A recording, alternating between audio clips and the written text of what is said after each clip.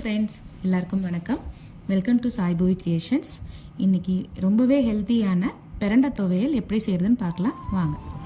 இப்போது ஃபஸ்ட்டு நம்ம வந்து பிரண்டையை க்ளீன் பண்ணி எடுத்துக்கலாம். அதுக்கு முன்னாடி கையில் கொஞ்சம் ஆயில் அப்ளை பண்ணிக்கோங்க.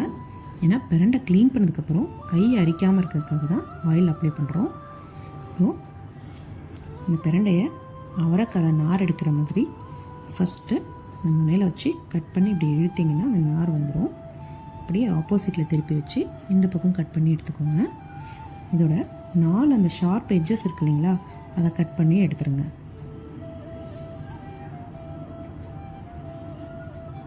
இந்த மாதிரி ஃபுல்லாக கட் பண்ணி எடுத்துருங்க. அவ்வளோதான், சிம்பிள், முடிஞ்சது. க்ளீனிங் மெத்தட் அவ்வளோதான். இப்போ இதை கட் பண்ணி வாஷ் பண்ணி எடுத்து வச்சுக்கலாம். இப்போது ஒரு வானலில் பிரண்டை வதங்குற அளவுக்கு நல்லெண்ணெய் சேர்த்துக்கலாம். அதில் 1 ஸ்பூன் சீரகம் சேர்த்துக்கலாம். சீரகம் பொரிஞ்சதும் அதில் ஒரு 15 பல் போல் பூண்டு சேர்த்துக்கிறோம். ஒரு சின்ன துண்டு இஞ்சி சேர்த்துக்கிறோம். நல்லா வதக்கிக்கோங்க. இப்போது கட் பண்ணி வாஷ் பண்ணி வச்சுருக்க இந்த பிரண்டையை இதில் சேர்த்துக்கிறோம்.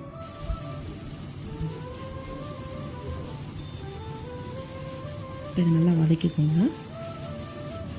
பிரண்டை வந்து ரொம்பவே நல்லதுங்க. ஜாயிண்ட் பெயின் இருக்கிறவங்களுக்குலாம் 2 வாரத்துக்கு ஒரு முறையாவது பிரண்டை செஞ்சு கொடுத்துருங்க. ரொம்பவே ஹெல்ப்ஃபுல்லாக இருக்கும். இதில் இப்போ ஒரு 10 காஞ்ச மிளகாய் சேர்த்துக்கிறோம்.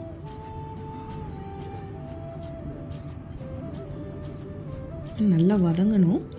பிரண்டையோட கலர் மாறிடும், அது வரைக்கும் நம்ம வதக்கி எடுக்கணும். நல்லா இந்த மாதிரி எல்லா பக்கமும் வதக்கி எடுத்துக்கோங்க. இப்போது அதுக்கு தேவையான அளவு கல்லுப்பு சேர்த்துக்குவோம். பிரண்டையோட கலர் மாறிடுச்சு பார்த்திங்களா, இந்த கலர் வர வரைக்கும் நம்ம வதக்கி எடுக்கணும். இப்போது கொஞ்சமாக புளி சேர்த்துக்கலாம். நல்லா வதக்கி எடுத்துக்கோங்க. அவ்வளோதான். இப்போது இதை ஆஃப் பண்ணிவிட்டு ஆற வச்சு அரைச்சி எடுத்து வந்துக்கலாம்.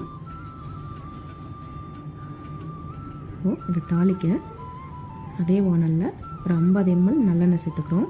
அதில் 1 ஸ்பூன் கடுகு சேர்த்துக்கிறோம். கடுகு பொரிஞ்சதும் ஒரு 1.5 ஸ்பூன் போல் உளுத்தம்பருப்பு சேர்த்துக்க போகிறோம்.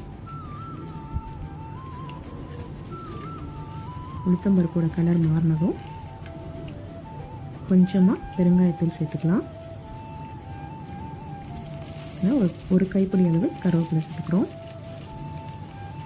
கருவேப்பிலை பொரிஞ்சதும் நம்ம அரைச்சி வச்சுருக்க அந்த விழுதை நம்ம எண்ணெயில் சேர்த்துக்கலாம்.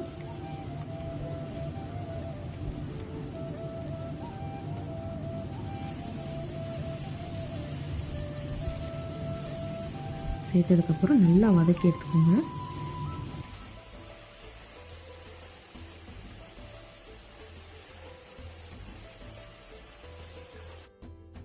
இந்த மாதிரி நல்லா வதங்கி கலர் மாறிடுச்சு பாருங்கள். இப்போ இந்த எண்ணெய்லாம் பிரிஞ்சு வந்துருச்சு. இந்த ஸ்டேஜில் ஸ்டவ் ஆஃப் பண்ணி சர்வ் பண்ணுங்கள். இந்த ரெசிபி உங்களுக்கு பிடிச்சிருந்ததுன்னா நீங்களும் ட்ரை பண்ணி பார்த்துட்டு எப்படி இருந்துச்சுன்னு கமெண்ட்டில் சொல்லுங்கள். அண்ட் சேனலை மறக்காமல் சப்ஸ்கிரைப் பண்ணிடுங்க. தேங்க்யூ ஃபார் வாட்சிங்.